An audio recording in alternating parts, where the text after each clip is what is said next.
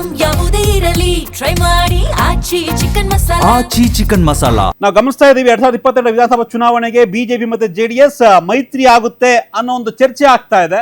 ಆದರೆ ಅಧಿಕೃತವಾಗಿ ಘೋಷಣೆ ಆಗಬೇಕಿದೆ. ಯಾಕಂದ್ರೆ 2024 ಲೋಕಸಭಾ ಚುನಾವಣೆ ಮೈತ್ರಿ ಆಗಿತ್ತು, ಅದನ್ನ 28ಕ್ಕೆ ಕಂಟಿನ್ಯೂ ಮಾಡ್ತೀವಿ ವಿಧಾನಸಭೆಗೆ ಅಂತ. ಆದರೆ ಸ್ಥಳೀಯ ನಾಯಕರು ಇದನ್ನು ಯಾವ ರೀತಿಯಾಗಿ ಸ್ವೀಕರಿಸ್ತಾರೆ ಅನ್ನೋದು ತುಂಬಾ ಪ್ರಾಮುಖ್ಯತೆಯನ್ನು ಪಡ್ಕೊಳ್ಳುತ್ತೆ. ಈ ನಡುವೆ ಕೇಂದ್ರ ಸಚಿವ ಮಾಜಿ ಸಿಎಂ ಎಚ್ ಡಿ ಕುಮಾರಸ್ವಾಮಿ ಹೊಸ ಒಂದು ಅಸ್ತ್ರವನ್ನ ಪ್ರಯೋಗ ಮಾಡ್ತಾ ಇದ್ದಾರೆ. ಸಹಜವಾಗಿಯೇ ಮುಸ್ಲಿಂ ಜಮೀರ್ಗೂ ಇದಕ್ಕೂ ಒಂದು ಲಿಂಕ್ ಇರ್ತಕ್ಕಂಥ ವಿಚಾರ ಇದು. ಜಮೀರ್ ಅಹ್ಮದ್ ಖಾನ್ಗೆ ಸಚಿವ ಸ್ಥಾನವನ್ನ ಕೊಡ್ಲಿಲ್ಲ, ಮುಸ್ಲಿಮರನ್ನ ಒಂದು ರೀತಿ ಕಾಂಗ್ರೆಸ್ ಕೇವಲ ನೋಡ್ತಾ ಇದೆಯಾ ಅನ್ನೋ ಒಂದು ಚರ್ಚೆ ಕೂಡ ಆಗ್ತಾ ಇದೆ. ಹೀಗಾಗಿ ಎಚ್ ಡಿ ಕುಮಾರಸ್ವಾಮಿ ಅವರು ಈಗ ಮುಸ್ಲಿಂ ಅಸ್ತ್ರವನ್ನ ಪ್ರಯೋಗ ಮಾಡೋದಕ್ಕೆ ರೆಡಿ ಆಗ್ತಾ ಇದ್ದಾರೆ. 2028 ಚುನಾವಣೆಗೂ ಮುನ್ನವೇ ಒಂದು ಅಖಾಡವನ್ನ ಸಜ್ಜು ಮಾಡ್ತಾ ಇದ್ದಾರೆ. ಏನದು ಎಚ್ ಡಿ ಕುಮಾರಸ್ವಾಮಿ ಅವರ ಈ ಒಂದು ಮುಸ್ಲಿಂ ಅಸ್ತ್ರ? ಬ್ರೇಕಿಂಗ್ ನೋಡೋಣ.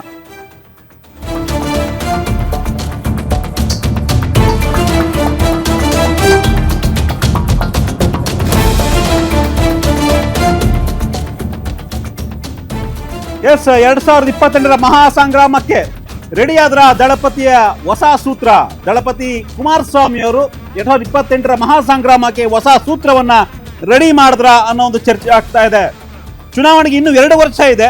ಈ 2 ವರ್ಷಕ್ಕೂ ಮುನ್ನವೇ ಅಖಾಡ ಕಿಳಿತ ಜೆಡಿಎಸ್. 2 ವರ್ಷಗಳ ಬಳಿಕ ಚುನಾವಣೆ ಇದ್ರೂ ಕೂಡ ದಳಪತಿಗಳು ಈಗಲೇ ತಂತ್ರವನ್ನ ಮಾಡ್ತಾ ಇದ್ದಾರೆ.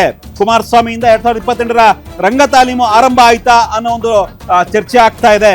ವಿಶೇಷವಾಗಿ 2028ಕ್ಕೆ ಏನು ಮಾಸ್ಟರ್ ಪ್ಲಾನ್ ಮಾಡ್ತಾ ಇದ್ದಾರೆ ಕುಮಾರಸ್ವಾಮಿ ಅವರು.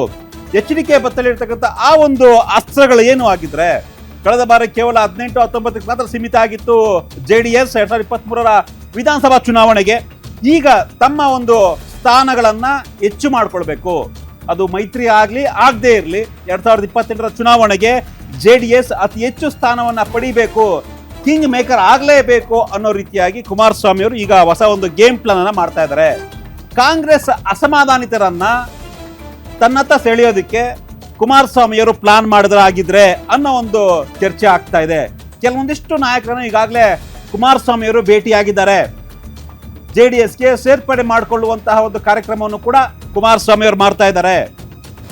ಕಾಂಗ್ರೆಸ್ನಲ್ಲಿ ನಿರ್ಲಕ್ಷ್ಯಕ್ಕೆ ಒಳಗಾದಂತಹ ನಾಯಕರನ್ನ, ಕಾಂಗ್ರೆಸ್ನಲ್ಲಿ ಅತೃಪ್ತ ಆಗಿರ್ತಕ್ಕಂಥ ಕೆಲವೊಂದಿಷ್ಟು ನಾಯಕರನ್ನ ಜೆಡಿಎಸ್ಗೆ ಆಹ್ವಾನಿಸುವಂತಹ ಕೆಲಸವನ್ನ ಕುಮಾರಸ್ವಾಮಿ ಅವರು ಮಾಡ್ತಾರೆ ಅನ್ನೋ ಒಂದು ಮಾಹಿತಿ ಬರ್ತಾ ಇದೆ.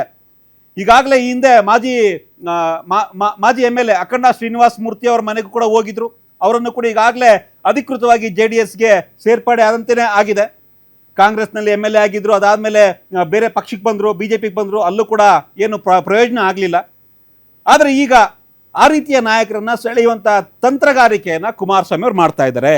ಇದು 2028ಕ್ಕೆ ಈಗಲಿಂದಲೇ ಒಂದು ರೀತಿ ಪೂರ್ವ ತಯಾರಿ ಅಥವಾ ಮಾಸ್ಟರ್ ಪ್ಲಾನ್ ಅನ್ನ ಮಾಡ್ತಾ ಇದ್ದಾರೆ ಕುಮಾರಸ್ವಾಮಿ ಅವರು. ವಿಶೇಷವಾಗಿ ಕೆಲವೊಂದಿಷ್ಟು ಮುಸ್ಲಿಂ ನಾಯಕರನ್ನ ಸೆಳೆಯಬಹುದು ಅನ್ನೋ ಲೆಕ್ಕಾಚಾರ.